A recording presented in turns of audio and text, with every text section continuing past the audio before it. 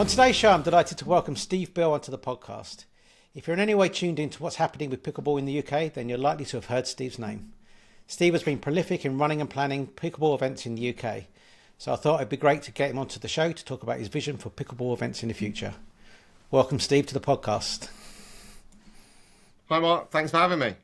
Yeah, you're welcome. No, it's we met for the first time just at the weekend a couple of days ago because we were running one of your events and I turned up. I'm actually booked in for most of your events going forward because you'll be doing a lot in the south, And which I'm is very convenient grateful for me. for your patronage. Thank you. But yeah, the weekend was great. Really enjoyed it. It's only actually my second festival. So I won festival in Southampton. I've done the English Open was my second thing, which was quite a big second thing, and then the event at the weekend. So yeah, it went really well. How was it from your perspective? Well, everything's about like the player feedback. If players aren't happy, then I've done a bad job. If the players are over the moon, then the job is done. And most of it seemed to go very, very well.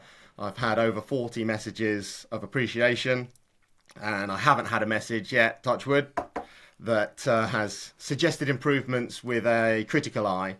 I go round checking everybody's happy, asking if they're glad they came. And for the most part, everybody was very, very happy. Little bit of feedback on maybe walkways in the hall. So I'll be measuring the place out to see if I can fit 2 rows of the table tennis dividers to try and create that walkway. I suspect there won't be space at the back of the courts if so, which is annoying, but I just need to work on controlling all of the controllables to make the player experience as good as possible. Yeah, definitely. Yeah, probably that's one thing actually. Probably in between, just making a hole between the dividers would help a little bit. I think people were like hopping over, and I've lost count of the number of times I heard a divider fall over. But yeah, I think that's Exactly the other right. thing, just a little gap. It doesn't have to necessarily be a walkway if it can't fit. It's just the gaps, a few gaps. Sure, the ball will go through occasionally, but No, the ball going through is a tolerable outcome, but the dividers are so easily moved.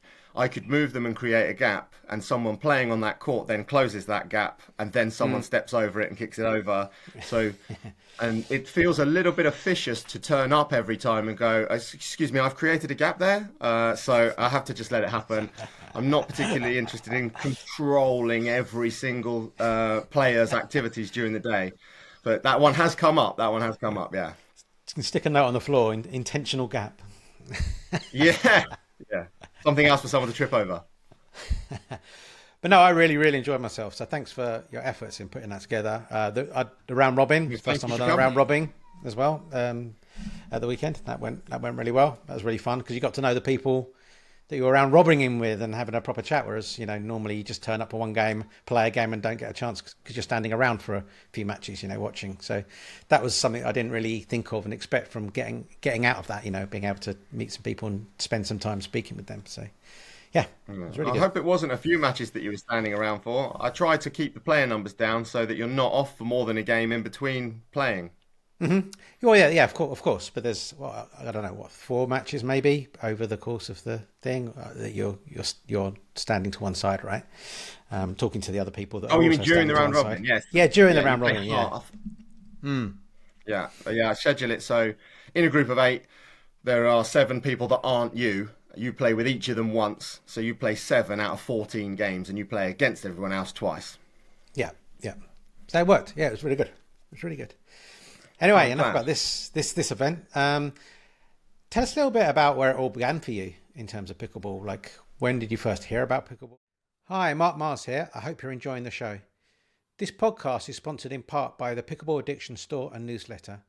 To support the show, please check out the Pickleball Addiction store at pickleballaddiction.co, where we stock a wide range of paddles, balls, nets, and other accessories.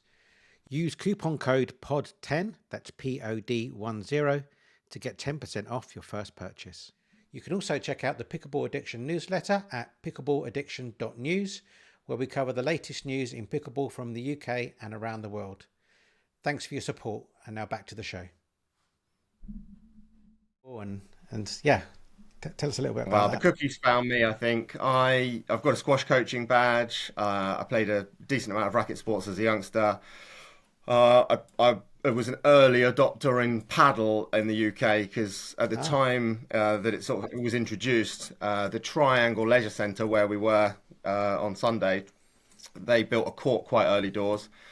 So my normal squash partner and I jumped on and became a doubles pair in the inaugural round robin of the league there, and then I organised for the Triangle to have a team entered into regionals with the LTA, and so I've got effectively the internet knows I like racket sports. So then what happened? World Pickleball Day was coming around October last year, and the internet decided that I was a likely candidate for this to be promoted to everywhere on social media. So it came up 3 or 4 times. My knee gives me a bit of trouble now. I'll turn 40 in a couple of months. So I needed a racket sport that I could play more than 3 times a week without my knee imploding, and squash is not that sport anymore, sadly. So went along to World Pickleball Day in Bexhill. Rachel's running a great day, and Chris and Karen were there as well. I'd swapped a couple of messages with Karen beforehand, was invited down to join in, and like so many other people, I'm sure this will resonate. Within 10 minutes, I was like, this is absolutely amazing. I want more, please. And so it very quickly snowballed. And I play most of my pickleball is in Chris and Karen's back garden, losing to Chris at singles. Oh God, singles. Well, that's not good for the knee, for sure. Yeah, exactly. Okay, so I didn't even realise they had a paddle court at the Triangle. I'd have gone to have a look if I'd known. It's just out of the windows next to the Costa. And it's brilliant. It is brilliant. Yeah, excellent. So you've been playing since last. How long have you been playing then? Yeah, so it'll be a year in about a week. Oh, okay. There you go. For some reason, I thought you were 18 months or so, but yeah, a year and a week. Okay, nice.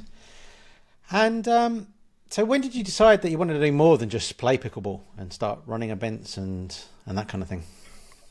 Well, probably around February. I'd been to Epsom Doubles League a couple of times, and I wanted to play something else. After a few months off, the local club play, if you like, was great. But I wanted to test myself. Don't get me wrong, there are still plenty of players in the Eastbourne group that are miles better than me. But I want, the events normally in the other sports, they get tiered by ability. You can go off and play new people, so it's great for socialising. But I couldn't really find very much at the time, and very conveniently, because I was playing in Chris and Karen's back garden, I just asked them about events. And it was quite a long way, because there weren't that many. It was quite a long way to go to get to one. I did a little bit as a youngster at university, organising a few events, campus brand manager for a few companies. Right. And I used to be heavily involved in Ultimate Frisbee a long time ago. Something else my knee won't let me do anymore. But so I, suggested, like, would I be able to organise one? They were very receptive and helped me out massively. I couldn't have done the first couple of events, Burgess Hill in May and Guildford in June, without them. Like, just wouldn't have got off the ground. So it was mainly born out of being a frustrated player wanting to go to events. And then the irony is, once you start running an event, you can't play in that event because you're running it. So stepping on court when someone's got an issue. And I quickly realised, I thought when I did the first one, I thought, I can nip on for a couple of games, but it is really important, above all else, the players have a great day. If they're going to dedicate their spare time and their spare cash to coming to something you organise, you've got to give a good service. That's just a minimum requisite. And so I realised I can't be on court when someone wants to ask a question. So right at the end, as I was tidying the nets up at the first one, I think I played maybe 2 games, just because we had a bit of time. The centre were really good to me, so I wasn't rushed out at the end. They hadn't, as it happens, nothing was booked on, so I got a bit of extra time at the end. But yeah, so the irony is, I built the events because I couldn't play, and now I've built the events, I can't play. Yeah, you have to go to someone else's events as well then. Yeah, exactly. Hilarious. So what's your driving force then behind doing it? So obviously your driving force initially was because you wanted to have more opportunities to play at festivals and at tournaments, but yeah, Beyond that. Yeah, that I mean, that is. I get asked this a lot, like, why am I doing it? And I think there's a high suspicion that I'm in it for the cash, but it just like money hasn't motivated me for quite a long time, over a decade now, and I I care about the player experience above all else, and so I started off with the idea of creating events that meant players could play more, including myself. But as soon as the first one started, and 100 people walked in the door, I realised that it's about keeping them happy. And I think there was a little bit of imposter syndrome sliding in as well. So Yeah. if I don't keep them happy, it starts to weigh me down. So it's all about player experience. And I'll give you a few examples to try and show it. So first one, I take two colours of tape. I was trying to see if I've got one on the table. I haven't got it, but I've got green tape and yellow tape so that the line it stands out. So if the ball color matches the line, you can lose it as it crosses the NVZ when the serves come in. So I want a tape color different to the ball color. I do a ball test at the venue at the start of the event. So the first time we went to Burgess Hill, Wayne Jones, who runs the pickleball at the Triangle Club Nights, he suggested beforehand. I used to play paddle with Wayne at the Triangle beforehand, so knew him already. He reached out and said, "Just wanted to check, like, what ball are you using? Because we suggest the red pen." I'd already spent, maybe 80 quid on gammas at this point. Yeah. So went along, joined Wayne for one of his club nights, and we tested 5 different balls out maybe a month before the event in May. I realised quickly that everybody, including myself, the red pen was by miles the best ball for the surface and the colour of the walls. They're quite yellowy, sandstony walls, and the floor is quite a pale wood. They're going to refloor the triangle in 2 months' time, actually, as it happens. Excuse me. So the ball test was important. Now, the red pen 26, I'm sure you know, is quite a slow ball, and also it triggers red-green colour blindness issues. So that was a secondary thought. So I made sure that I had red pen 26s in every basket. Even though I'd bought gammas, I then spent another, it was about 75 quid on some red pen 26s because I want ball options that make the player experience a bit better, even though I already had a bunch of gammas. So that was one. The nets is another one. The first two events were with Pickleball England, who are fabulous, obviously. Everybody in pickleball knows this. It's impossible not to. But frankly, nets are great. But in my chats with a few other companies, Diadem just launched this, heavier duty, more robust, tensioned net product. But quite rightly, rather than being 150 quid, each of the nets is £300. So I ended up signing my first event sponsorship deal maybe 2 weeks ago, which included the nets for Sunday. But instead of receiving money from a sponsor, which is what people generally tend to think event organisers get, I ended up paying 4 figures to the sponsor. And the sponsorship structure meant that I got a discount on these really nice nets. Plus, they're not even really out. They're not even really out yet. Rob Williams of Advanced Pickleball just did a review of the nets, and like quite correctly has identified, like, the nets are brilliant, but they are massive. Like, the bag to carry it isn't boot friendly.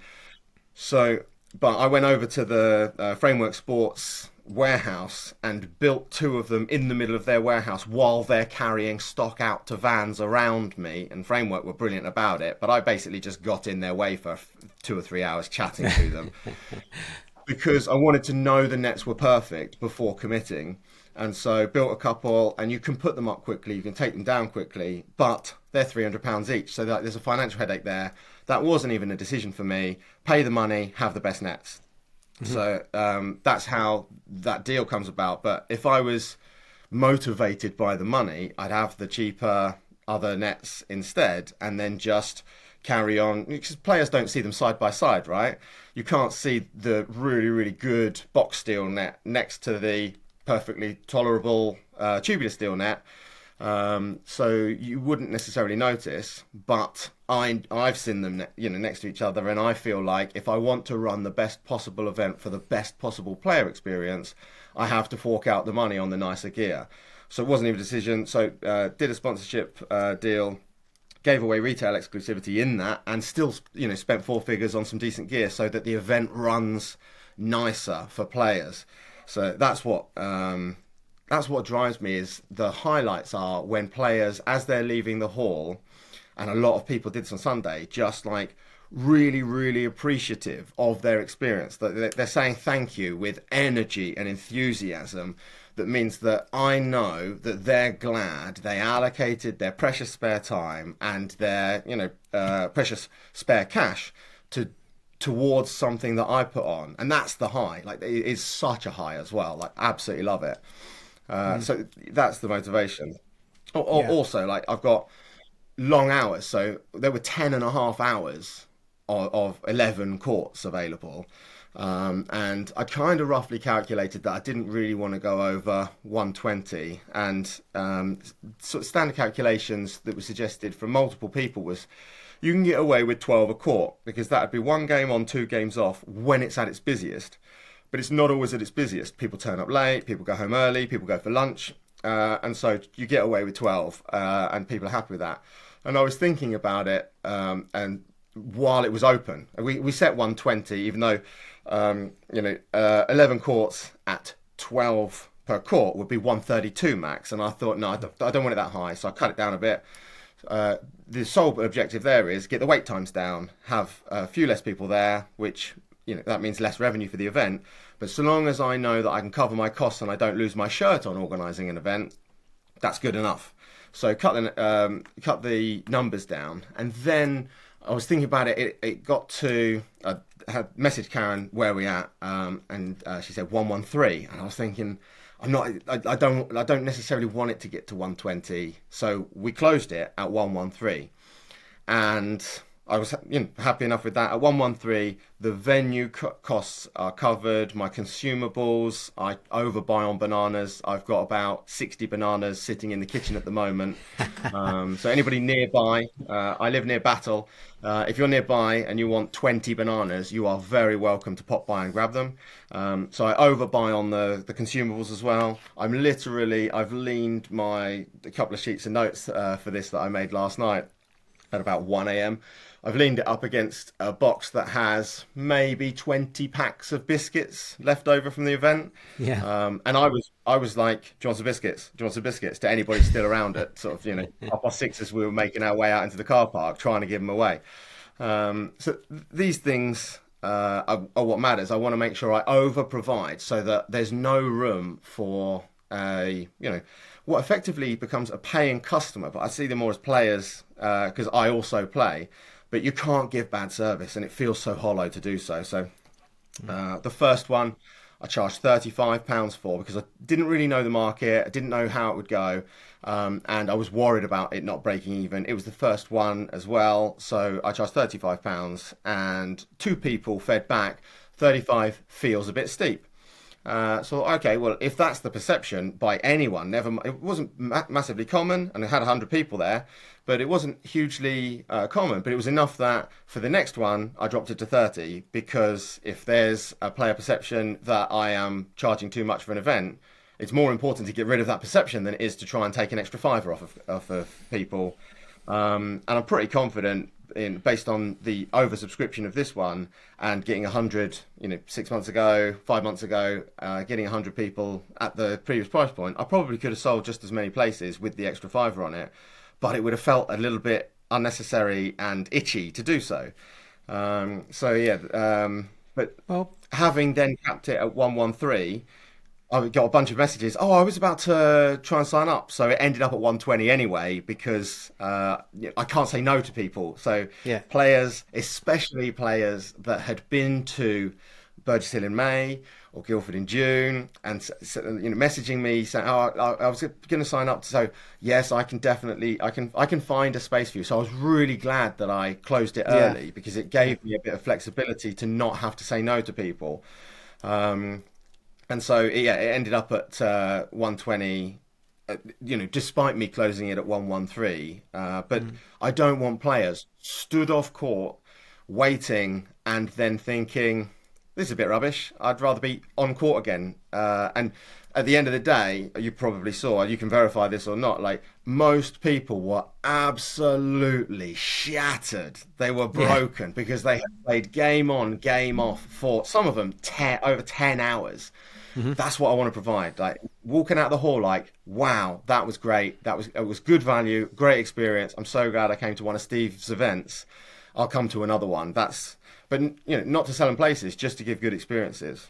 Yeah. Well, yeah, I mean, I can say that I was there early and went right to the end and burned about 4,500 calories. So, definitely had a lot of game time. So, yeah, it was definitely a case that didn't spend much time waiting around. So, yeah, I think you calculated those numbers like bang on. In terms of the diadem nets, that's good to hear. In terms of the diadem nets, they were great. And probably you didn't get a chance to properly play with them, but I can say from playing with them, that tension across the top really makes a difference because, when you're playing with the standard nets that everyone has, when the ball hits the top of the net at some pace, it'll kind of sometimes trickle over, and you think, well, that should never have quite got over, but it did. And although that's quite fun sometimes, because that's part of the game and it's fun.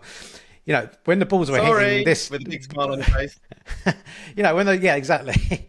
But when these balls were hitting the tapes on these, because the tape was quite thick as well, the ball just wasn't going over. You had to clear it. Or if it did, it clips it like a net cord. Proper net cord. It'll clip, bounces off, and then travel. Yeah. So good job. Well, it's really good to hear some of the background and the insight into what it takes to get it all set up and the attention to detail that you've got. I mean, in terms of money, my perception is that pickleball, people in pickleball are cheap. Right now, I think obviously you're covering your costs and it's not about money and all those kind of things. That's fine. If you want to continue to iterate and improve your events, I don't think there's anything to feel guilty about building up a bit of a bank balance to be able to kind of do that and achieve that as well. But everyone I talk to, the expectations on how much they pay for a club or how much they pay to go to a festival or how much they pay for coaching, all feels incredibly cheap for me. And maybe that's because there's not enough people who really are taking it seriously, where the price will kind of go up and that kind of thing. But for me, it seems like everyone's they just want everything for next to nothing. I mean, I take my kids to the cinema. I've got 3 kids and a family. It's something like 70 quid for an hour and a half's worth of time. £35 to play to play pickleball all day long. That sounds like a deal to me. Time I dropped it down. Yeah. But I know if it had been, it's £3 an hour, right? What do you want? What more do you want? But if this is what the market wants, then this is what it's my obligation and also desire to provide. And I can cover my costs at 30, so I will charge 30. I was confident that it would sell past 100 the second time round because I had a similar experience of everyone being over the moon that they came the first time in Burgess Hill. So hopefully, 1, a bunch of those come back, but 2, there'd be a bit of word of mouth at clubs where the players that turn up to one of my events go back, and then when they're playing with their mates that didn't come on a Thursday night or a Sunday afternoon, I went to the Sussex Pickleball Festival on Sunday, played over 10 hours. It was just 30 quid. The nets were really good. These tangible examples of the event being good can become, hopefully, talking points, and the word of mouth increases the demand. But because I didn't have the nets, obviously, last time, but because the feedback was largely positive the first time round, and I dropped the price, I felt confident that I could get past 100, cover costs, etc. And therefore, I'll charge 30. My costs are covered. There's no need to gouge people for another £5. That's not, and also even if I end up with another £5, across another 100 people, and there's £500 more sitting in my bank balance, it'd feel hollow. Like I wouldn't be that comfortable. Like it'd be itchy to do so. Like that's not my value set. Like I've realised it very quickly morphed from maybe I'll be able to play if I run a couple of events, I'll be able to play, to oh, I'm a customer service provider now, and I am providing a customer service, and something quite quickly changed where it became about provision. So I don't mind admitting, made a few hundred quid from Sunday, but I mean, there were well over 100 hours that went in just me. And so if you divided what I earn from the event by the hours that I put in, it's something around the £5 an hour mark. And I private tutor. Sorry, I teach in a school not too far from Burgess Hill, as it happens. But I private tutor as well, and depending on how close to London or how far I have to travel up towards London, I charge between £60 and £100 an hour for my time. I've got a decade's worth of examining experience and 14, 15 years of teaching on A-level syllabus. So these experiences mean that I'm technically quite marketable, although again, imposter syndrome kicks in. Like, I don't feel comfortable charging this kind of money to turn up to people's houses. But again, customer service provision, all of the demand for that is word of mouth. I'm not on any of the agencies or websites. It's just a family that I worked with a few years ago is at a dinner party on a Friday evening. One of the mums or dads has got a kid struggling with business or economics A level, or a little bit of GCSE sometimes, and one of the others has had me work for them, and they're like, "You've definitely got to give Steve Beale a call," and I just get a random text or WhatsApp, and I've had to say no to a couple of new clients that I could get turn up to their house and charge over £60 an hour for. And instead, slog at putting an event on. But when I say slog, I say it a bit cheekily because I love it. Like, I absolutely love it. It's so much fun. And it has turned on a part of my brain that has been dormant because you're constantly juggling, especially on the day. You're juggling like 40 different things in the background. Trivial stuff. Are the biscuits topped up? Is the water urn emptying? I was carrying that urn that you get in the water out, because it got to bottom, lugging it out to Costa, and they'd had a flood. The Costa staff were a little bit grumpy. They'd had a flood in there. So annoyingly, I can't offer hot drinks. And this bugged me a lot during the day. I can't offer hot drinks because there's a Costa in the venue. And I quite like it if there's a Costa in the venue. I don't want to offer hot drinks specifically. If I did, I wouldn't charge for them. It would be built into the event price. But there's a cafe there, so the venue says, like, you can't turn up and give people coffee. We're trying to sell, Costa. So I didn't have provisions because Costa was going to be open, and then Costa was no coffee all day. So I know of at least 5 players that disappeared for half an hour to go and pop up to. There's a Harrison Hall cafe in the nearby Tesco, but that shouldn't be necessary. Like, I should run that event better. I shouldn't be letting it happen that customers, if that's even the right word, players really, because they came to play, right, have to leave the venue to go and get a coffee. So that annoyed me. There was no solution to it at all because I wasn't allowed to turn up with coffee, so I didn't. And then all of a sudden, we don't have access to hot water. So you think, oh, pop to Tesco and get some instant, but we don't have access to boiling water. So it was. And at the time at which it could have been solvable, there's myself and Simon Farr, who ran the board perfectly all day. He's incredible. Honestly, the man is he's a top quality human being and incredibly good at doing whatever is in front of him. Like, I'm so lucky to be working with him. But so Simon's running the board and I'm dealing with player queries, greeting people at this stage as well. And my wife Natalie, who came along a bit later, would have been there earlier, but she was up until 3 a.m. in A&E with my daughter, who chipped a front tooth falling over. So she took a lie-in, obviously, and so there was only the two of us there. So even trying to solve that coffee debacle, if you like, was a nightmare. It bothered me. No one complained about it because there's a Costa there. No, they haven't got any coffee. Clearly beyond my control, but still nagged. Like, it's, can I get the player's experience perfect? And on this occasion, already it's 9:30, and already the answer to that is no. And it sucks. Well, you know what? I didn't even put that or anything on. I didn't even think about that you might have hot drinks. I went to Acosta. They didn't have any coffee. It was their fault. I didn't even think about it. I had a water or whatever instead. That's fine. Yeah. But So juggling the various things. The only reason I've mentioned Costa was, filling the urn up, topping the biscuits up.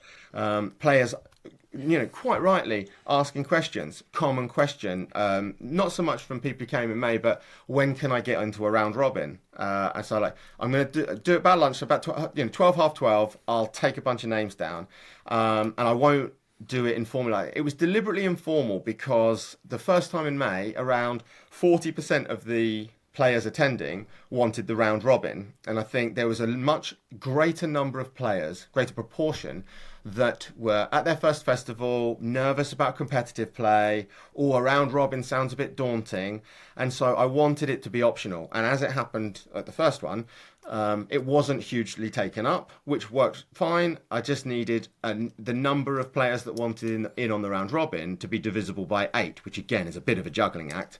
yeah, But luckily, if you get a few players who aren't sure, then you can use them. So if you don't like it, I'll step in. And in May, hilariously, no injuries all morning. And within 15 minutes of starting the round robin, where I need each player to play all 7 games for the schedule to work, 4 people pulled a hammy, tweaked a calf, turned an oh ankle, really? and disappeared. Didn't even So notice yeah, that. so the round robin started to implode. But luckily, I'd made a note of the people that were asking questions about it. And so then went and found them and said, do you fancy, look, someone's fallen over in the round robin. The other 7 in the group will just be grateful for you making up the 8. So at that stage, players are like, oh, yeah, sounds great. And then afterwards, they're like, the round robin was brilliant. Thanks so much. Yeah, What I then solving little things like that on an ongoing basis. What I didn't factor in was, because the round robin had gone well 5 months ago, a little bit of that, but a lot of Telford and other festivals, Milton Keynes, Cambridge, Southampton. So lots of the players turning up to festivals now have got much more of a desire, hunger for a bit of competitive play. So where it was around just over 40% of the players attending in May wanted the round robin, it was over 80% of the players on Sunday wanted the round robin. And so that ate into court space. And so again, I'm juggling a problem because I don't want to run out of courts for rec play, because I've still got some players left that don't want in on the round robin. But if a player wants in on the round robin, I can't not give them the round robin. So I've given myself, so I run it informally, and so I'll take some names at some stage, because people would sign up.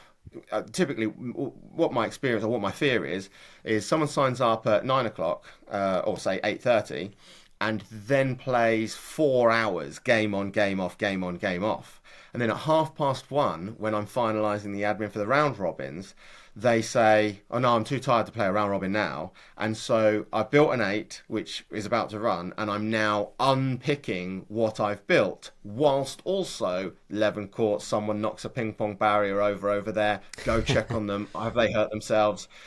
Someone else says that can I borrow this paddle? I had 4 Holbrook paddles and 3 Selkirk paddles. Again, I wanted the play experience better, so I sent an email to a bunch of the established pickleball brands running a couple of events. Would you be interested in throwing a bit of gear? So I'll put a banner up. So there was a Holbrook banner, a Selkirk banner, and a Diadem banner up on the wall. People will try your products out. I'll have the demo. There'll be demo paddles. I could have just. I mean, it would never enter my head to do so. It would be desirable to do so. But I could have just taken 4 bats from Holbrook and 3 bats from Selkirk and just sold them. Stuck a slightly discounted price on it and sold them. But they all came out. They got played with by the players. And so there's it's something else. You can't even really buy a Holbrook paddle in the UK that I'm aware of. But the lady at Holbrook is so nice. Just sends me over 4 paddles.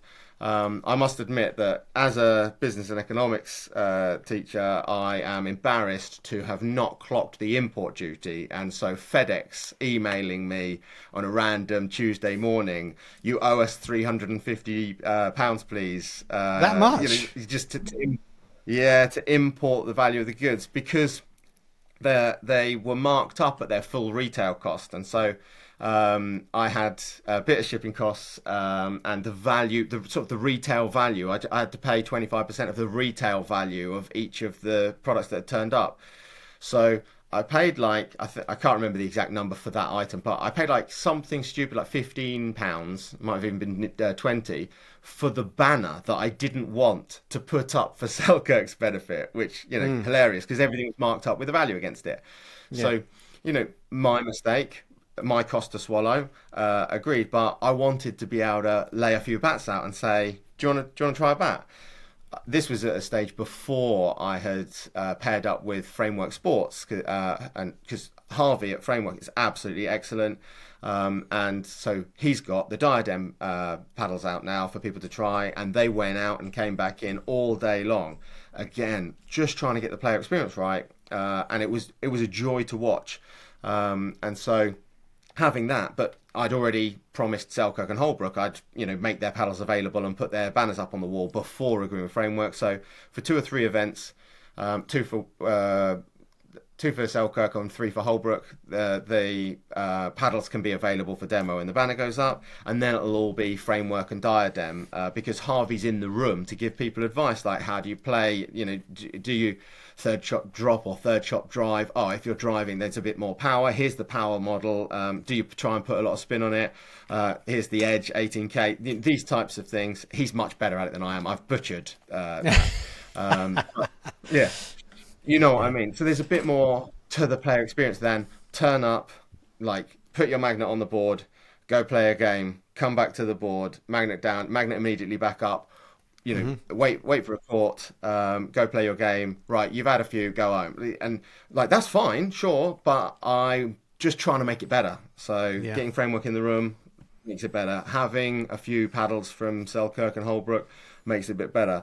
Keeping the biscuits and the bananas topped up makes it a bit better. So just constantly running around doing all of those things, and annoyingly that precluded being able to somehow phone up Uber and say, do you have a Costa delivery person who can bring me 100 coffees at 11 o'clock? I mean, there is no Uber in that area. We're not close enough to London, but you know what I mean. Yeah, sure. Okay. Okay, so for the listeners, what events do you have coming up over the next 12 months or so that you've already confirmed? Well, so that one on Sunday was the first of a run, but there's a gap. I've got November 18th in Wickham. It's called the Wickham Duper Dash. It's now the Diadem Duper Dash, because pairing up with Framework after Sunday, they've asked if they can put their name on some stuff. And again, no, not after any extra cash, but handily Duper, Dash, and Diadem all start with D, so that works nicely. That one filled. I needed exactly 64 for that one. I've got 8 courts, game on, game off for 6 hours, 1 p.m. till 7 p.m. And it will be game on, game off. So everyone's throwing their Duper rating in or their Duper ID in beforehand. One of the things I've got a little bit... Sorry, I know you asked about events, but Go ahead. while we're talking about Duper, there's such a culture in the sport where people are either in the wrong division or whinging about someone else being in the wrong division. And not wrongly either, it is annoying. I didn't really mind, but a couple of guys gave me an absolute tonking at Telford, and I think they knew that they were in the wrong division. Now, it was blatantly, completely innocent. The men's doubles pair walked off with gold in the men's, and one took gold and one took silver in the singles the day before as well. But I now know them. They clearly were not, I think sandbagging is the term. They were not doing that, but it's so early that the data isn't there for us to get the gradings right. And if you're going to, again, same thing I was talking about, if somebody's going to bother to travel 2 hours down a motorway to come to one of my events, same thing. You travel, say, 2 or 3 hours. I drove 5 hours to get to Telford on the Wednesday. Got into the hotel at 3 p.m. At 3:15, Chris Mitchell's ringing me, come and help build the court dividers, you lazy, So you get down there and I'm building those court dividers for about 4 hours. We were all throwing them together and throwing them out on court. Yeah. Don't mind at all. Joy to be involved. It was great. But you've slept up the motorway for 5 hours. you want even games, you want, tight matches, you want to feel, even if you lose, like losing doesn't bother me, playing badly bothers me, but if you are up against someone so much better, or the same thing if they're not as good, the game's already kind of decided. If you're more than zero point 0.5, zero point 0.8 on Duper away from each other, it's very difficult to get a decent game out of it. So the Yeah. Duper Dash was built for November 18th to try and increase the data. I've done a bunch of online meetings with the Duper people to make myself a club director, and added 9 other club organisers into the pickleball.co.uk Duper club, if you like. So Vanessa Hannam at Cranbrook is doing a couple of nights where the scores are going to go into Duper. As an organiser, she and Wayne Jones at Burgess Hill, Dean Aldred up at Eton, a couple of Jenny Simpson at Portsmouth, etc., can jump onto Duper after they've played a club night, and then just enter 4 players' names, click submit, and those players get some Duper data. Obviously, it's agreed in the room beforehand that it's going on to Duper. You can't have people just cowboy hijacking other players' scores. I have a little chat about what Duper have said to me with each of them beforehand, but we need data in the system to avoid the tournaments and the events having this problem where people aren't self-rating accurately, not because they're actively trying, but some people are filled with humility and downrate themselves because they don't. I'm probably closer to this than, but some people see someone else at a higher rate and think I'm as good as that, and then rate themselves a bit higher. And again, there's no malice or ill thought to it. It's just we need empirical data. How did you play against other people? So for us to have that, we need events where the scores are going into Duper. I must admit, I am guilty, and another thing that bugged me greatly, running the first Guildford event in June through Pickleball England, had made Duper submission relevant. The score submissions, all the round robin scores came in fine, but by the time we got to the knockouts, people were writing on the sheets win and loss, and I was moving them from a quarter to a semi. But there were maybe, I don't know, 10 scores where I had the 11, because obviously who wins gets 11. The stuff I'm doing at the moment for scheduling and for clarity, I'm doing game to 11, win by 1, and then if it's a bigger game, you might do best of 3, or if I know the schedule's tight, I might do game to 15, win by 1. But win by 1's helpful because sudden death is a bit exciting, but also the calculating net scores means that if you do points scored as a tiebreaker after the win-loss, if you've got the same wins and losses, and then I go to points scored, if you've got the same wins losses, all your wins are irrelevant, because if you won 4 and they won 4, you've both got 44 points.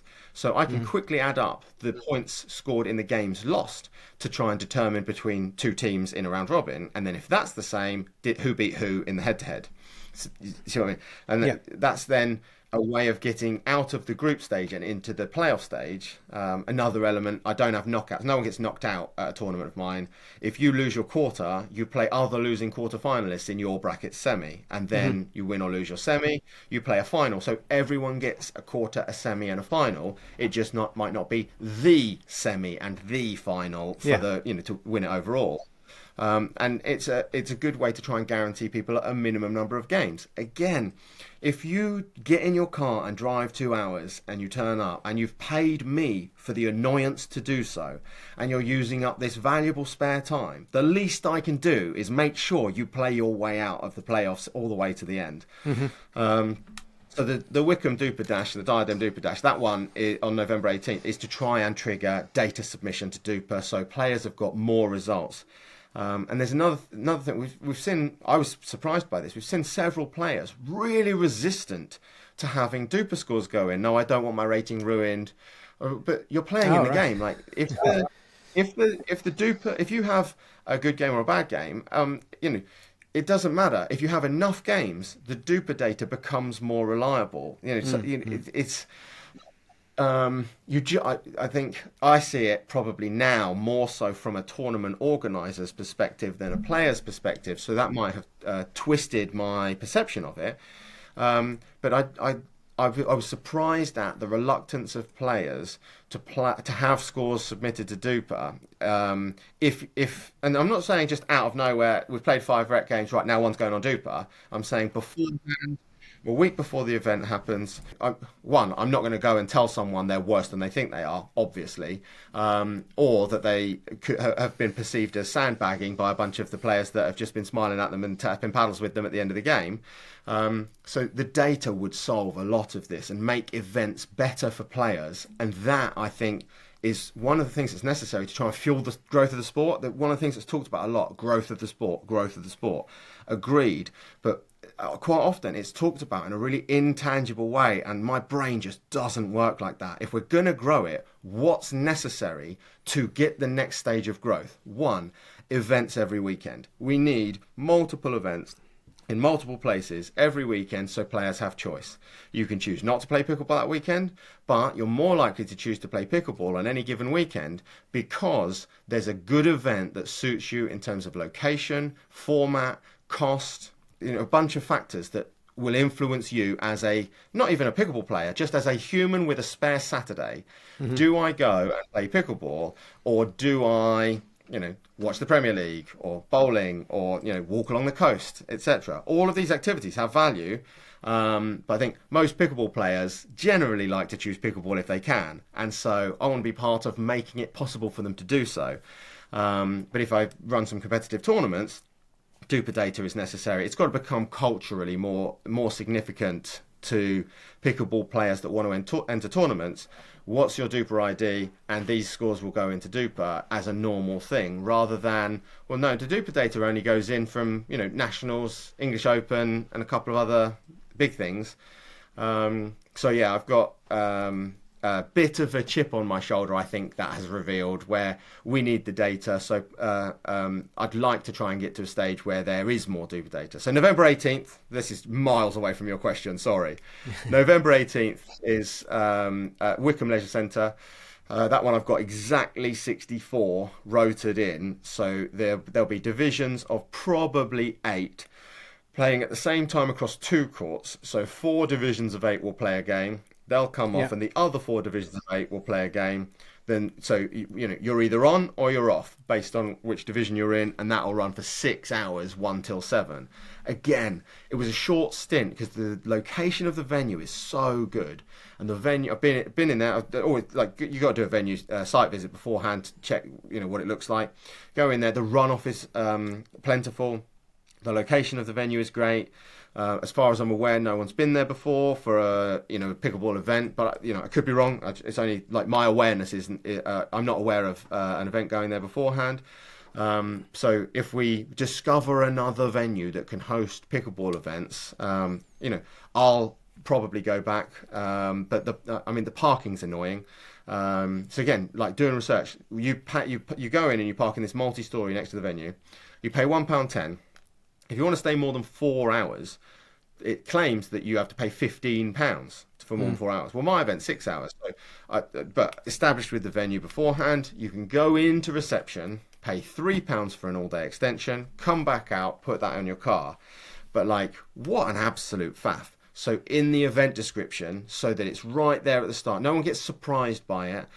Before anyone signed up, the description next to the product that you're buying, it says, apologies, but there's this parking faff. Pay £1.10, go in and get an extension for £3, go back to your car again, put the extension on your dash, then come in and play.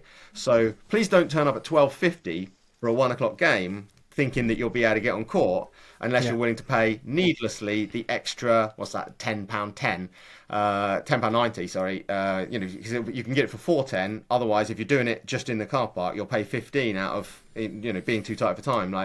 People don't want to do that. If it's not going to be the same people that are telling me 35 is too much for a festival that are happy to pay 15 in a multi-story. So these things, just again, trying to get them right. So yeah, Duper data from the Duper Dash 64. Then November 26th, Hampshire Pickleball Festival, 8-court venue, 7 courts for play, 1 for admin, just like we had at Burgess Hill on Sunday. Need an area for players to stand at that one. Whereas the runoff's plentiful at Wickham, so I can use all 8. I've got 8 courts and we're using them all, but there's room around to stand and congregate. There's room just outside the door. That one should be tolerable to use all 8 courts. But again, if it turns out that that's a bit annoying standing against the wall, look, plenty of events have this, sitting on benches against the wall, bit less of a runoff for the players. But if that's annoying, I won't do that next time. I'll just use 7 of the courts and always have a spare court. So that one's a tester for, is there a format where I can use all of the courts in the venue, or do I always need 1 court dead? So then Hampshire Pickleball Festival got 1 dead court. So that one's 7 courts. So I've capped that one at, I think it's about 72 that for that one. Again, didn't want to go to the full 11, the full 12 players per court, 1 on, 2 off. But that's, again, longer hours, so plenty of play. Are you coming down to Havant for that one on November 26th? Yeah. I am, yeah. I'll be there. Cool. So, yeah, see you there. And feedback, always welcome. Like I say to players, I'm always walking around, like, if there's something that would make it better, please tell me. I promise I won't be sensitive. I won't cry until you're gone. But you've got to tell me if there's something that could make it better. And so commonly stuff that gets mentioned, like I said earlier, the walkways, and there's a couple of little spots on the floor at the triangle that always get mentioned, which are annoying. 100% they are annoying, and it does bug me. But they're reflooring the place in December, so that shouldn't ever be a problem again. So I've booked in at the Triangle for, I think it's April 26th, sometime around there. Unpublished for a couple of months yet, because I've got Hampshire Pickleball Festival. That one filled, and Wickham and Hampshire, they filled so quickly, and I spent probably a week just fielding emails and WhatsApp messages. Like if I get to know someone, I try and move it to WhatsApp friendlier as soon as possible. WhatsApp messages, I was going to come to Hampshire, have you got any space? And it got to a stage where I couldn't even say I'll add you to the waiting list, because the waiting list, it was never, there aren't enough people ever going to drop out, that waiting list will become significantly relevant. So that one. Then December 30th, we're going to Southampton. Southampton is the first one that I'll be laying all of the bits of the court in tape rather than just adding a non-volley zone to a badminton court. I like badminton courts. Played a bit of badminton as a youngster, and it's less tape to lay down, but also it just feels like to me, it feels a bit more like a pickleball court playing on the permanent lines of the badminton court sit there. It just feels a bit closer, but loads and loads of pickleball is happening on tennis courts. So on December 30th, we're going to try that out. That one's a festival. But the courts January there in 6th. Southampton are great, and I have a much bigger preference to that than a badminton hall or whatever. Like Really? to go, to be on an outdoor surface with a outdoor ball. For me, it's like a different game, and I just prefer it 100%. So the reason that this has been slotted in is had a conversation with Thaddeus Locke about it. What are the better players like? I'm not good enough for my view to be relevant, and the better players, like you just said, outdoor surface, the wood floors, it changes the game too much. You need fast ball rather than slower ball, and so it's a completely different game. She said it again much better than I have. I've butchered the quote, but she's so lovely, and gave me loads and loads of detail, and really took the time to explain it to me, so that I would appreciate it. So that's why the Southampton event exists now, is because apparently there is a decent volume of the players that prefer fully taped out on the acrylic rather than on the wood floor. So there's Southampton, and then annoyingly the next 2 are on wood, but then there's one after that. So the next 3 are on wood after that. So January 6th we're going to new venue. I used to work at a private school with a very nice sports centre with 8 badminton courts marked out. It's a lovely venue with lots of space around the sides. So I've tapped up a couple of old work colleagues and got myself in there for January 6th. I've still got to pass the safeguarding check though, but as I work in a school, I'm optimistic that should go well. If it goes badly, it's going to cost me more than that event. So where's the January 6th one?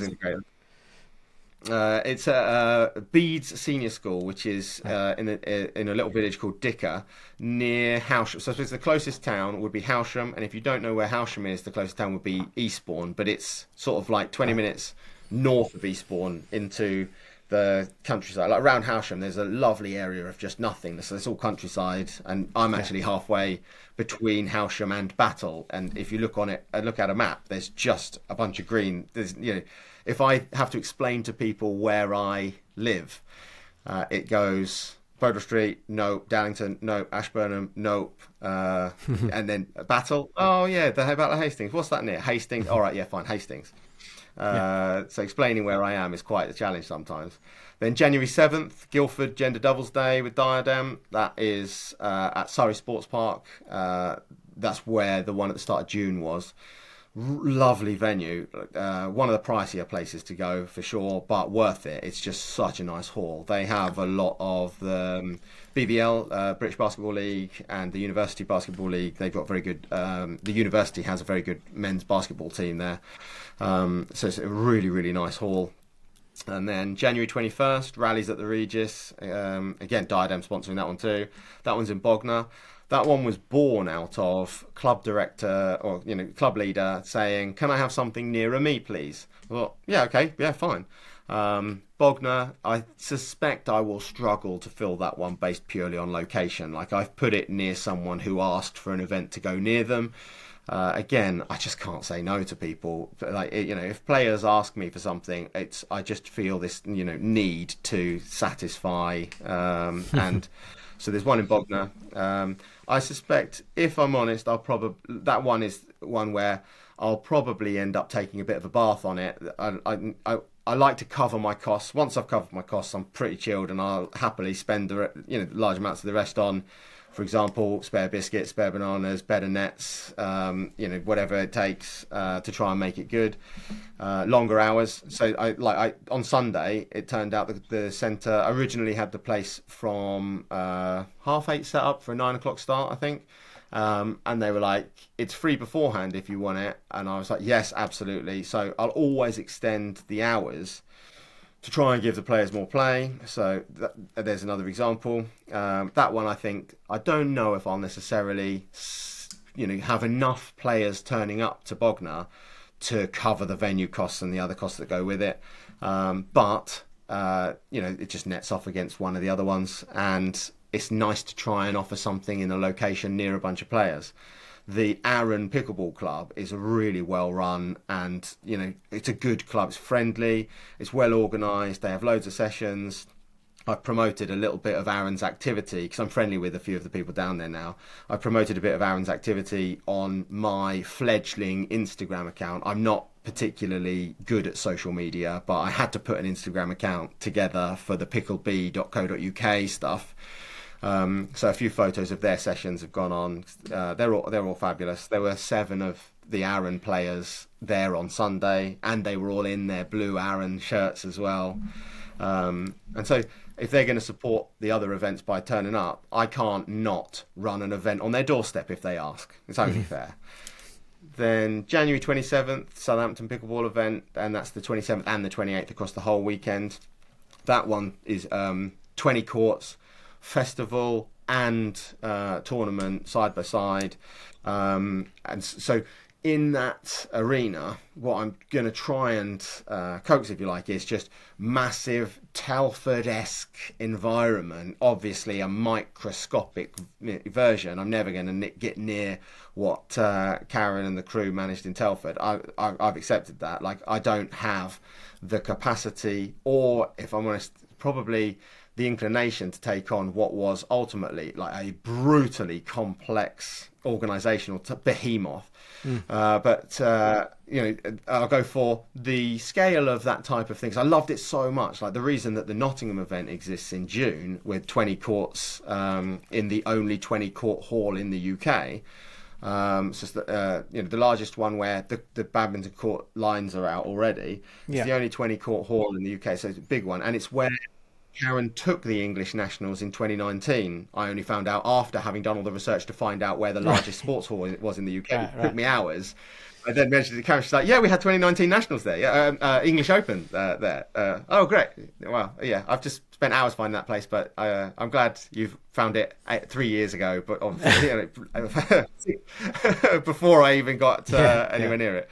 But yeah, so that getting a little flavour of what Telford was like it was so good. It was so good. I'm very fortunate. My wife is very, very um, good at getting everything else done while I'm not, and also gives me a freedom pass quite freely as well. She's lovely. You met her yesterday, oh Sunday, sorry. Yeah, so she's brilliant. So I got 5 nights, and that was kind of my summer holiday, if you like, away playing pickleball for Wednesday evening, all day Thursday. I played. Something like no, about 10 in the morning we got onto court after they started the Duper World Cup thing. Then jumped on court about 10:05, I think. Rec play all day wherever the courts weren't being used for everything else. Most other players hadn't turned up for the singles on Friday and the doubles over the weekend yet, so there was plenty of court space. I played almost non-stop from just after 10 until gone 6:30 in the evening with people I knew, with strangers I met courtside. If there were 3 people stood near a court, I was shamelessly just barreled up to them. Hi, I see there's 3 of you. Can I make a fourth? And every single time, 100%, yes, you can. Let's play. It was amazing, and Yeah. it was such a good experience that I want it again. I don't want to wait a year until the next one. And really frustratingly, we'd already booked a holiday to Portugal before I even took pickleball up last October. We'd booked to go to Portugal for the week that spans across nationals in Bolton. So I Ah, won't be at the next opportunity to get what Telford gave us all, which was fabulous. So I just, I kind of want to build it so that I know that a lot of other players had the same exhilarating experience as I did at Telford. So, like, I want to build it so that players can have that again and again, rather than having to wait a decent wage of time between it. So that's hopefully what Southampton on January 27th and 28th will do, is build that mini Telford experience so that there's, so much going on across 20 courts that you can't help but meet a bunch of new people, play a bunch of, games. And then Feb 3rd, 4th, which is the very next weekend, 12 courts in Aldersley, which is in Wolverhampton. And that one is competitive tournament play. It's called Dinking in the Midlands. That one's on the Pickleball England website for signing up. And so it's at the start of February. We're at the start of October now, so it's 4 months away, and it is way over half full. I think it might even have passed 75% capacity now in terms of. So I've calculated number of courts, number of hours. Sort of if you go 3 games an hour on each court, 4 players on court each game. You can have the courts for, I think it's about 9 hours during the day. So you multiply it up for a number of player spaces. I always want to guarantee players get a minimum of 6 games at any of the big stuff. So then you divide that down and you're like, right, what can I get away with in terms of player numbers, and how evenly distributed do I need it to not let a player down without giving them the guaranteed 6th game? Which, I mean, that's just a non-starter. Like, the idea of giving someone less games, I'll jump on court and play against them if they're about to get 5 games. It has to matter as well. yeah.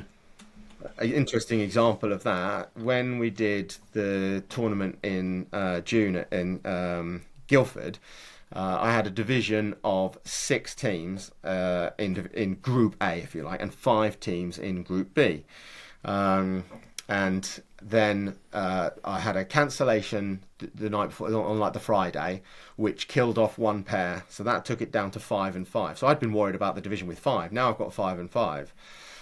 Then on the morning of, at 9 a.m., the game started at 9 a.m. I got in there at 7, set the courts up, and there was like an hour and 3/4 of rec play, warm up, knocking up, etc. But obviously at 7:15, I'd only built 2 courts, so the rec play was gradual. But by 7:45, there were 7 courts available, and people were rec playing. All the competition started at 9. By 9:15, I had a no-show at 9, which killed another pair. So now I'm down to a 5 and a 4. And then in the group that had 4 teams in it, someone turned an ankle badly, and so first aid on the court. And while I would like to think that I could have gone and been helpful, I'm first aid trained, etc. Like, 3 other people got there before me and did a much better job than I would have done straight away. Nursed her, sorted that out. But now I've got a division of 3. It was 6 yesterday morning, and now I've got a division with 3 teams in it. So the problem with having 3 teams, while 2 of them are playing each other, one of them sat around doing nothing. So you're losing court time, and they won't play as many games. So I'm about to give players a nightmare, rubbish experience. And one of the teams had travelled like 4 hours to be there as well. Which surprised me. So what I did was, in the teams from the other division, I rotated them to play games where it didn't count in the division that had enough. So there's a division with 5 teams in it. Because I couldn't move them because they'd already played their first games. I couldn't just go, I've got a 5 and a 3. I'll make that into 2 4s. Like, play had started, we had results. It was just it didn't work within the schedule to be able to do that. So I got the teams from the other division to play games against teams in the division that now had 3, one at a time. With 3, A plays B, C's off. So C played one of the teams from the other group in the same division. So it was another mixed pair at 3.5. So it didn't matter for the other team filling in, but it did matter in the division of 3. Bear in mind, at the time, like, the games are ongoing, and I have to have this rotated for this happens at I think this was in the first game. It wasn't even 9:15. The next games are going to start at 9:20, but that's in a different division because you don't play consecutive games. You get too tired. So I've got, say, 25 minutes before the guys from this division are back on court. So it's a little bit on the clock trying to solve it. So I quickly rewrote the division so that all of the teams in the division of 3 will play competitive games all the way through. So there was A playing B, C plays one from the other division, A versus C, B plays one from the other division, B versus C, and A plays one from the other division. There was one more slot, so A played one of the teams from the other division, and so did B play a different one, and C played another one. And it just about worked. But it felt great when players afterwards were like, how did you even do that? That was awesome. Like, we looked at it and we're like, that is going to suck all day long. And that's the high. Like, that's where it feels like, there's value in that. Like, being not able, it's not about me, but like having the players walk off just being like, that is awesome. I'm so glad I came. That's where the real value is. And so with the Dinking in the Midlands scheduling, I've been a bit more careful to make sure I've got, as much as I can, built-in contingencies. Now, it's really difficult to contingency plan for one cancels Friday, one doesn't turn up Saturday morning, one injures themselves 15 minutes later in the first game Saturday morning. Like, that's difficult to contingency plan for, but I'm trying to build in what I can. And I think being on the Pickleball England site has helped with demand. But so an event 4 months away has got well over 100 people signed up. And when you scroll down the list, because the player list is available on the Pickleball England website next to where you register, you can see who's there. You can filter it by division, and so I can quite quickly identify how close to 24 I am in any given division, because I won't go over 24 in any division, and a couple of those divisions have got very, very close already. And we're miles away from it. And I haven't even published, like, half the stuff I've just listed. Like, you can't sign up to the January 6th one yet. All the others are available, but the one on January 6th I haven't even published yet, but the one in February is nearly full. So that's good. And that, again, just... Yeah, I mean, the number of events going up, it shows there's the demand for them. So yeah, that's absolutely fantastic. So the events, are events 100% of your focus at the moment, or are you working on the other things in pickleball? It sounds like that's keeping you pretty busy. My serve, returning deeper, forehand, backhand, third shot drop, third shot drive. Generally being less lame on court are the other things I'm focusing on in pickleball, probably. We'll have to have a game next time, or at some point. Yeah, be good to have a game. You say, like, focus on in pickleball. So, like, I teach, I private tutor, we're on a farm, we run an Airbnb. I mean, it's not a lifestyle that leaves a lot of time for idle hands. So I'm pretty busy most of the waking hours. And so in terms of doing anything else in pickleball, if I'm going to do a decent job of running a few events, that's the maximum amount of I don't want to do three things okay. I'd rather do one thing ideally quite well, Yeah. rather than doing a few things tolerably. I'd say like running events is now becoming the focus, but annoyingly, it has eaten into my playtime. I know, talking to Karen, like Telford was such a high effort tariff to get that going. I'm sure Karen won't mind me saying that she played less in the build up to Telford as a result of putting so much into running that event. And everyone says like brilliantly run event, but that doesn't come for free. It cost her so much of her time to put that event together, and we all turned up, enjoyed it, and probably didn't see too much of her because she was such like running the event during the event took so much. I learned from seeing that if I'm going to run an event, I definitely can't still have ambitions of playing. So there was a stage where I was thinking about trying to be one of the 64 in Wickham for the Diadem Duper Dash, but that is just an absolute non-starter. You have to be available all the time. You can't be 5-3 down in a game against somebody who's going to take the mickey out of you if you lose to them. And then just go, oh, I'm ever so sorry, I've just got to run and solve this problem. They're going to want to finish you off, sort of thing. So Okay. yeah, it takes a lot to get a decent event run. Okay. Yeah. So all right. So going forward, how do you see events and festivals evolving in the UK over the next few years? And I guess also, what are your aspirations for events? I guess they're going to be tied together, right? What's your longer term vision for the events and how you'd like to evolve them? At the moment, I've said it so many times, I sound like a broken record, but I just want players to be glad they came. And if I am still running events in the, as you say, long-term future, if I'm still running events in the future, hopefully that means I've done a decent enough job of keeping the players that come happy that they did so. Yeah.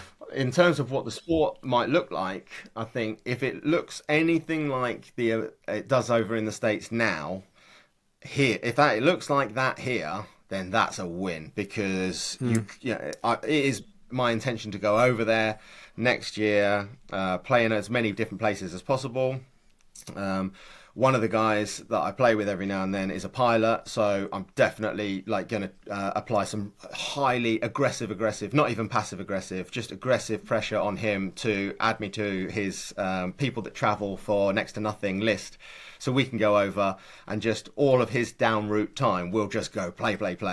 But I'll also note down how far into the chat we are, and then so hour 13, right, I'll make sure he listens to at least this bit, if not the whole thing. But yeah, I want to go over there and get experience playing like that. They're obviously, the weather makes a big difference. They've got so many outdoor courts, and getting a roof over a court ends up being quite important, and that's why we're in leisure centres so much.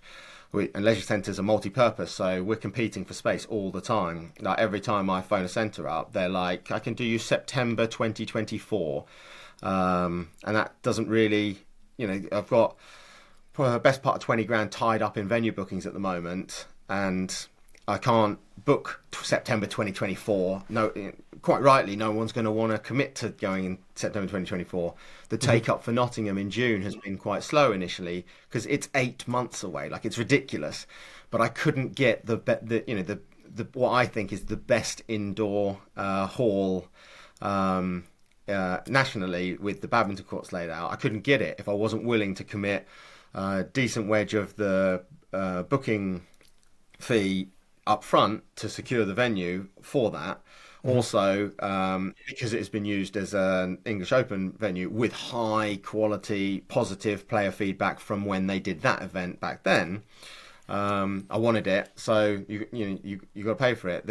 I won't touch an outdoor event in the UK because the risk of you getting rained off and just chucked into whatever indoor foyer or clubhouse or pavilion is nearby is just too high. And as I've been harping on about the whole time, like, it's such a rubbish experience for players to pay money, travel in, and then like have the weather ruining it. So that's not my bag at all. Yeah. So if it looks like it does in America but with a roof over it, ideal. Yeah, that'd be amazing. I think the future is probably indoor as well, even in the US, because I went to Arizona a couple of weeks ago and played outdoor on some where they'd hosted a PPA competition before and an indoor, Oh, and nice. actually the indoor was I actually preferred it. I thought the outdoor would be the epitome of like the peak of what you could do, especially on PPA where they played a PPA tournament, right? But yeah, but the weather does affect it. There was slight wind. It wasn't much, but I can imagine if it was more wind, it'd be worse. But that affects the ball, like moving around because it's so light. The sun gets in the way. Just being outdoor, actually, there is some complications to that. And I went to an indoor air conditioned facility which had outdoor style courts, and that was just epic. Somehow, because it was so beautifully, it was brand new as well, which helped. But it was just pristine, Yeah. and just being indoor and not having all the elements of outdoor, that actually was even better. So I think there'll be more indoor even going forward, even in the US. So they've got the space for the outdoor. That's why they do it. And it's easier, I guess. But yeah, I wouldn't be surprised. But it's great. I should point out that I sound a bit ungrateful because like almost all of the pickleball that I play is in fact outdoor in Chris and Karen's back garden, pretty much. I don't play many other places than that with any regularity. So I do enjoy outdoor pickleball, but when you're just turning up for like I'll go around and we'll play singles, or we'll get two other people involved. Hopefully Karen, if she's not too busy, and one other, and play in their back garden.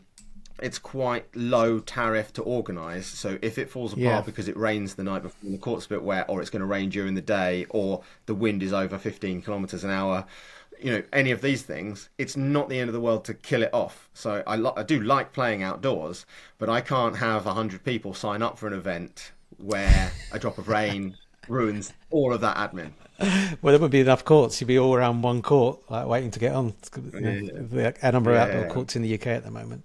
Well, Okay, there's quite a few. You could probably mark out courts. There's some decent outdoor tape. You that's could true. probably mark out outdoor courts the way we're going to do in Southampton, where you're on tennis courts. You're marking just under four pickleball courts per tennis court. But when the tennis courts are consecutive, you can say get 10 courts across three. 10 pickleball courts across three tennis courts, because you can slide across, so you get nearly four per court. Because having a decent runoff, again, rather than squeezing 12 courts into the area, we're going to try and have 10, so there's a bit more space between the courts. The balls roll across each other, the court next to you a bit less. And also, you're not so worried about the court next to you as you run to try and laser an ATP in, or something similar, where you're off the side of the court. So having a bit more space, matters. But you could do that outdoors, but I just wouldn't. The weather would get me, and it would upset me. Okay.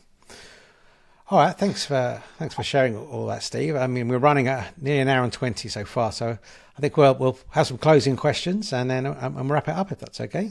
So, Yeah, no, fine. what is your favourite memory since taking on this challenge within pickleball, or just starting to pickleball in Wow. general?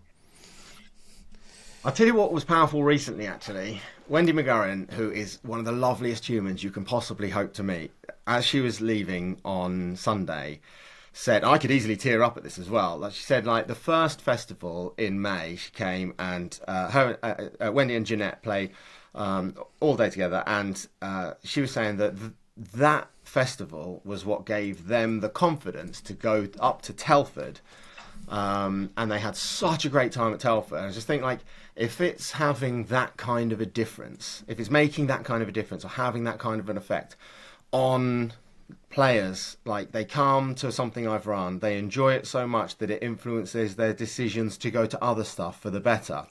And then the experiences they get there's like a cascading effect as well. And one, Wendy's so nice anyway, but she said it in such a lovely way that, like, I was properly working hard to just keep it in check. And she felt, thank you so much for saying it, because that stuff's quite powerful. And so the most vivid memory is one from just a couple of days ago, where a player was so grateful that the events existed, but the knock-on effect had been more than just coming along to my event, having a good time, going home and telling a couple of mates. And Wendy and Jeanette are just so lovely. They play together all day because they're now practicing for when they go up to Bolton and play at nationals. And so running the board, every time they put their magnets in, they were paired up together. So, and they could play together all day, letting the players choose who they play with, who they play against on, on an ongoing basis, and just had this unexpected benefit. And a lot of people, as they'd been walking out of the hall towards the end of the day, had already been saying, like, brilliant event. I'm not perceiving it that way. I'm just merely quoting what people were saying to me, and hopefully you'll verify that that was the mood in the room, was that the event was run really well. This was what the feedback was, and I don't like it. It sounds arrogant for me to say it, but this was what was happening. People were walking out of the room like, really well run event, thanks so much. And so I was on this absolute high already from a bunch of people saying how much fun they'd had. Excuse me. And so as they then filed out, when Wendy like very nearly just tipped me over the edge with this high emotion gratitude of like, we're so glad you're doing this, like, and so that's probably the highest it's been for me in terms of running events pickleball wise. I haven't got good enough at pickleball yet to have the equivalent moment on court. I played a lot of racket sports over the years, and I don't mind admitting, I find the play I haven't gotten very good at pickleball. It's far slower progress than every other racket sport I've ever played. My progress on the pickleball court, and I'm not particularly good at the others either. I feel like I was competitive at particularly squash, but paddle tennis as well, at a much earlier stage.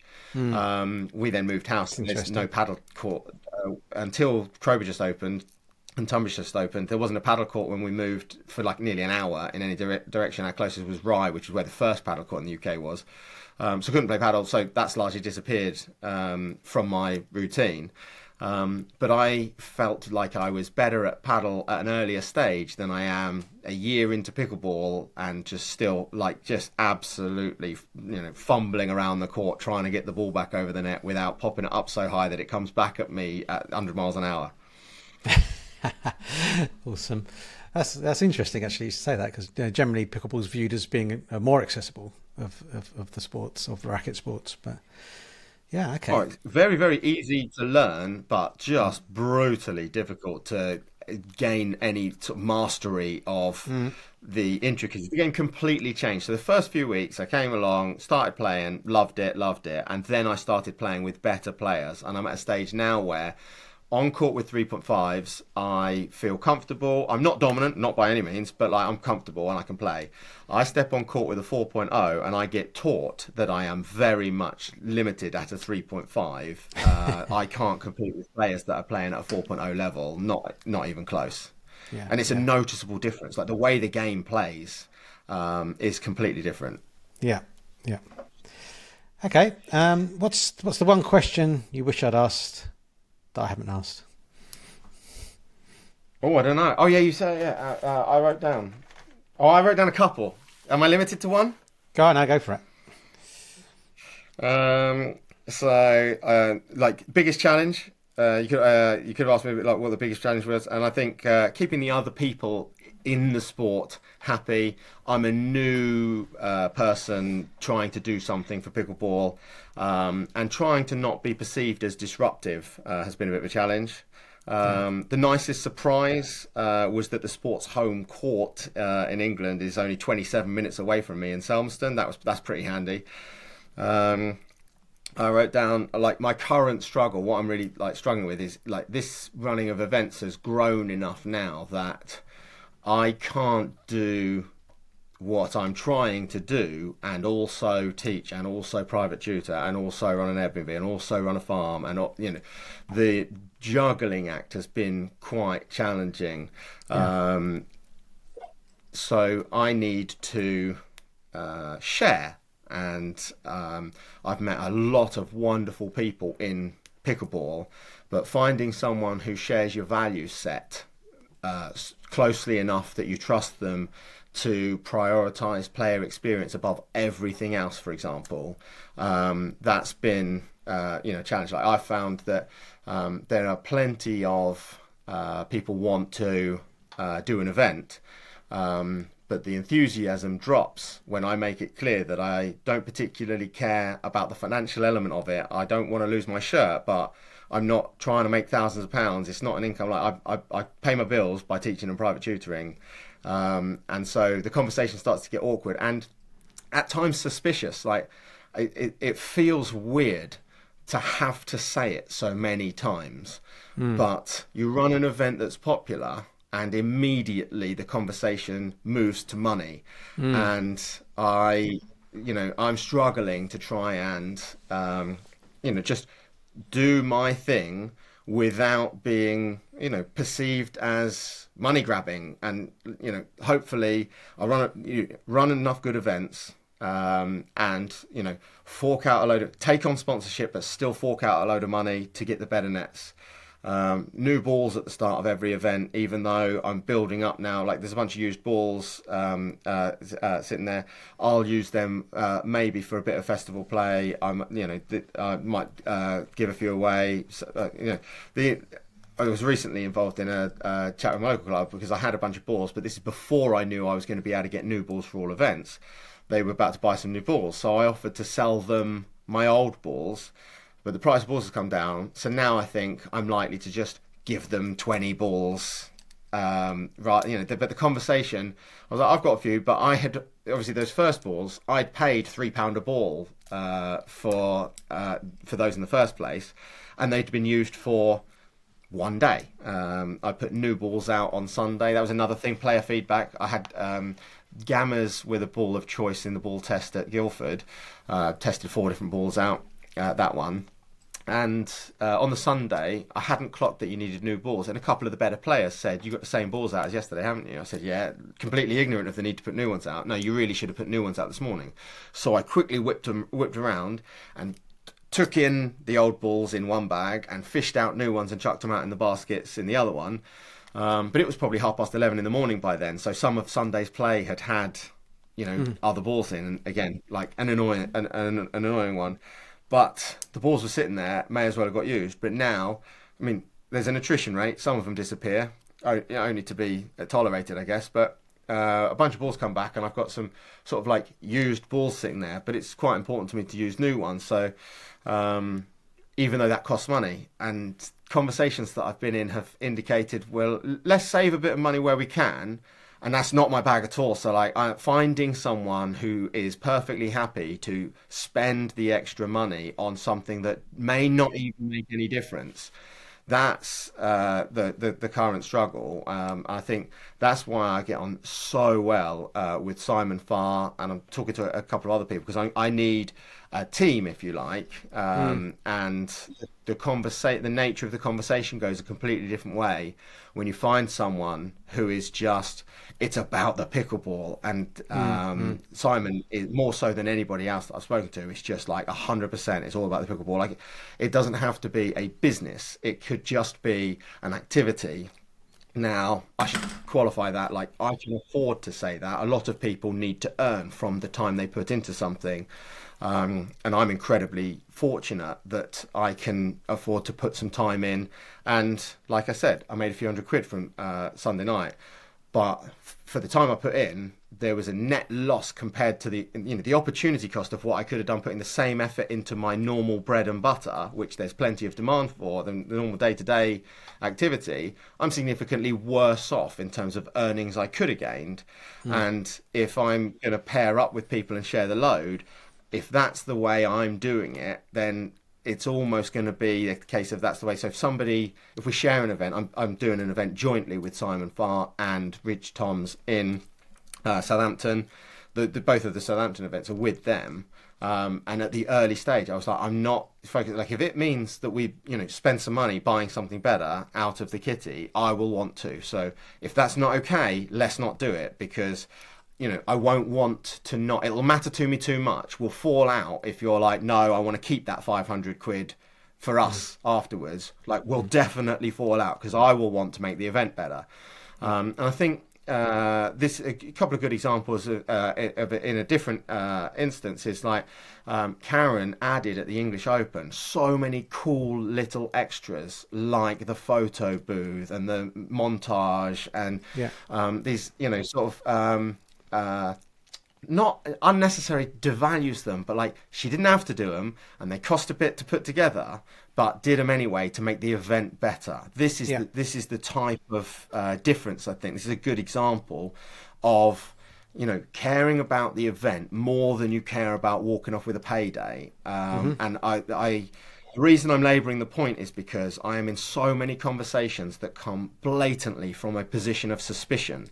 That my struggle at the moment, finding other people who share this value set and aren't financially focused, but also trying to get people to even understand, or it's like I'm trying to convince them, that it's a suspicious set of lies. These are the conversations that I'm in are really awkward, and so I think like if you're going to ask a question about that, it's probably a good job that you didn't, so that it didn't consume a greater part of the session, but.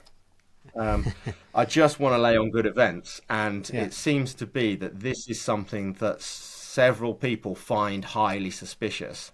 So I'm trying to find other people who are of the same mind, and therefore we can do wonderful things. And also it means that afterwards the discussion process about putting the money into the next event, or do we want some out or something, like at the moment I'm saving up everything that I made on Sunday is ring fenced for building a court, and I will not reach the cost of building a court. So like my own fund, not just money made in pickleball to fund a pickleball court, but I will put courts at mine. I've got a bit of space, so I'll put courts at mine. But the groundworks alone will, tens of thousands of pounds, and then you're going to paint on top and install nets, etc. Fencing. I've looked into it, and it's shockingly high cost for what it is you end up with. You go from a flat patch of grass to a flat pickleball court, and it costs you 40 grand to do so. Sounds mental, but if you want to do it properly and you don't want any camber or contouring in the court for a true bounce, that's what it takes. So that's probably the current thing, and again, this is one of the reasons I'm quite happy pairing up with Framework. Was like getting the nets off of them was key. The nets aren't even properly available yet, and being able to almost be the first to second, I suppose. Rob Williams had one and has done some coaching sessions with one. He took it up to Eton, and he coaches up in Eton quite regularly, and he coaches at Aldershot and Farnham and all over that home counties area. And he's using that net, and he's, the review he wrote pretty much nailed it. It's great but big, but that's what it takes to make a nice net. So having that. But it cost me a lot to get hold of those nets, rather than taking some money off of the sponsor. People like, I'm talking to people explaining that, and they're like, "Nah, no, like you're paying your sponsor. Like you must be stupid. Like what's wrong with you?" But I wanted the nets. Anyway, just the way it is, the way it works. It's not as as rosy as some people think in terms of sponsorships and stuff. But anyway, okay, I'm going to put you on the spot. Now, so a little bit. So Sam Basford, when I had him on, said that we should come up with a tradition on the podcast, a bit similar to Stephen Bartlett's tradition. I don't know if you did into Stephen Bartlett's podcast, where he asks a question but doesn't know who it's for at the end of the podcast. As he put me on the spot, I said, "Well, we'll do that then." And I forgot to do it with Rob Nunnery, who was last on the episode, but I'll do it with you instead. So the question that Sam has is, what is the one thing that you would change about pickleball? And he said there was just some prerequisites there. It could be anything, could be the rules, could be anything about changing about pickleball, but you can't just say, "Oh, I'd like to work full time in pickleball." Go for it. Oh no, I don't want to work full time. I want to run some events, but if it becomes full time, it'll start to feel like work. No, that wouldn't be on the list. Also, if it becomes work, it becomes much more financially, like you rely on it financially. So I don't think turning it into work is an ambition. But before you even gave me the caveats, I had it straight away. I changed the flipping name. Really? Right. Like when you explain it to people, their eyes just turn. Like, the name ruins the first impression. First impressions matter so much, and the name gets mocked. People refer to it as Pickleball, or they mispronounce it on purpose just to wind you up. And annoyingly, it's such a great sport with such a lame name that you're working hard to convince whoever you're talking to that this is the best racket sport out there. The guy that I play squash with every Thursday night, and we were paddle doubles pair.